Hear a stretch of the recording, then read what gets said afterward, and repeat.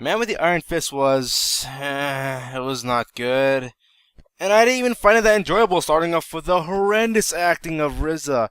And the guy is a really talented rapper and a producer, but he can't act. He really can't act. He's like Steve Blackman. His aura bores the living hell out of you, and you shudder whenever he appears on screen.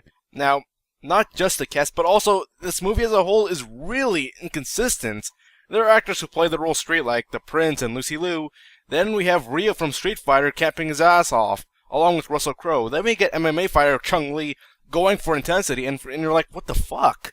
And this isn't one of those it's a bad enjoyable movie, because for the glimpses of kung fu that do happen, some are just clunky. The fights in the beginning are cool, then you bring in RZA's acting, Russell Crowe not giving a shit, and Ryo from Street Fighter making a complete ass of himself, and you get this blend where it's not even enjoyable. It seems like Ryo is like the only guy here who's seeming to have any fun with his role, while everyone gives about their audition for Steve Blackman, and Lucy Liu is good in this movie, but even she can't pull everyone else.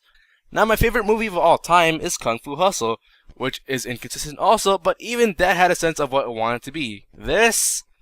No. Well, okay, the acting really isn't good, the writing isn't good, but what about the action? This is a Kung Fu movie, right?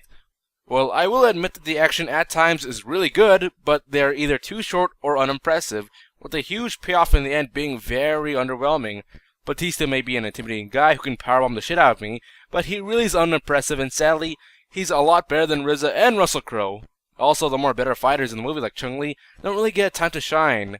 Now, the soundtrack and presentation is actually pretty impressive, but that barely makes up the huge gaps in the negatives. So, with the very underwhelming screening I had for this movie, with no sense of an identity that lacks humor, emotion, and action, just stay away from Man with the Iron Fist.